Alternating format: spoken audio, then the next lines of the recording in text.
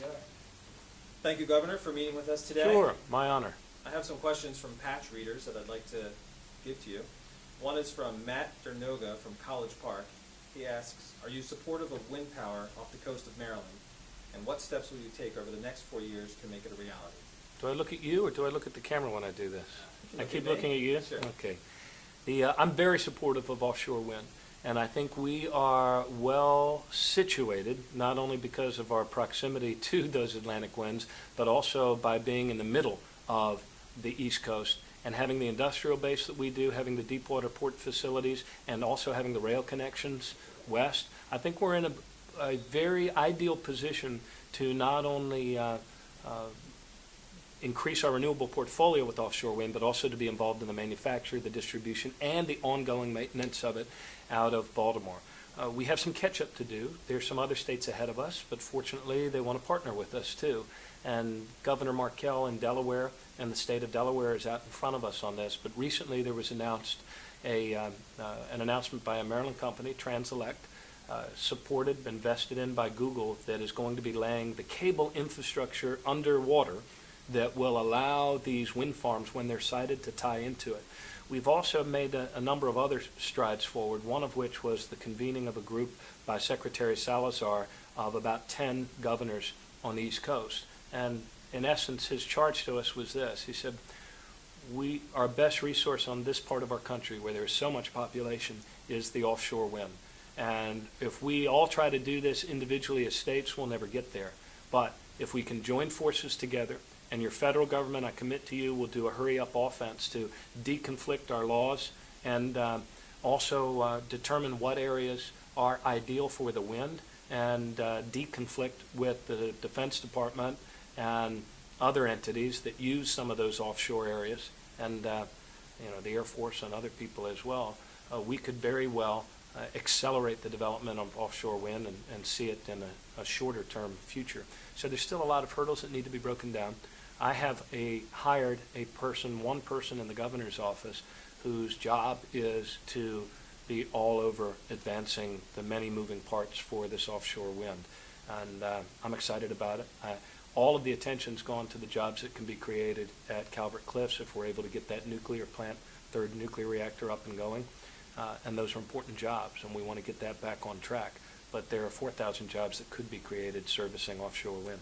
And in your first term, you did make renewable portfolio a part of your agenda, correct? One of the things that's happened underneath this sheet of this horrible recession that all of us have been rightly and primarily focused on to save jobs, create jobs, and retain jobs. Nonetheless, we've also been transforming and changing our state government in terms of our energy policy. We really had no energy policy before. We were stumbling backwards into the future, and we went without a clutch from a regulated environment to a deregulated, and I think did not fully understand at the time that the legislature voted on that years ago and before I was elected governor. I don't think we fully understood the sort of tremendous changes in energy that our country was going to need to be engaged in, and how a regulated market might well have facilitated that transformation and that change better than a deregulated market environment. What do I mean by that? I mean that in the past, when we have built new generation, even fossil-based, the coal-fired power plants and the like, those big capital expenses could be spread with assurance over a broad ratepayer base for a 30-year period of time. Now in a deregulated market, investors want that quick return. They want that return on investment, and they want it in a more meaningful period of time. And in the absence of a national policy setting a price on carbon and doing some other things that create some market assurance, there is very little private capital that has been flooding in to create new renewable generation. Nonetheless, we do now have in our state, have done a few things that are helping us make this change. We do now have a renewable portfolio standard that is one of the highest in the country, to hit a renewable energy portfolio of 20% of our energy usage coming from renewables by 2022.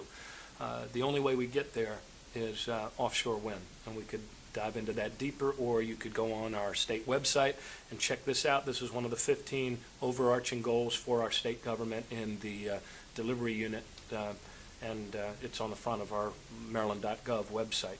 The second goal is reducing energy consumption by 15% by 2015.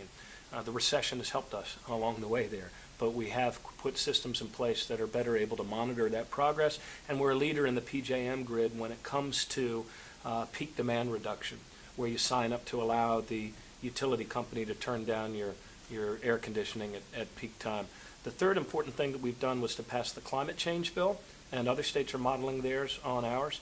And those are kind of the big three of where this new energy policy is going. We've got a lot of work ahead of us to put together a big project like offshore wind that's going to make it a reality. But we're moving there. Okay. We're moving there. I have a question from Bethesda from a woman named Arlene Broom. She asks, how do you plan to pay for the state's portion of the Purple Line, Red Line, and Corridor Cities Transitway if the federal government accepts the projects? We've part of the answer to that depends on how much of the projects will be funded by the federal government. In other words, if assuming they go forward with both projects, the next question is to what degree is the federal partnership? Is it a 50% with the state? Is it 70%?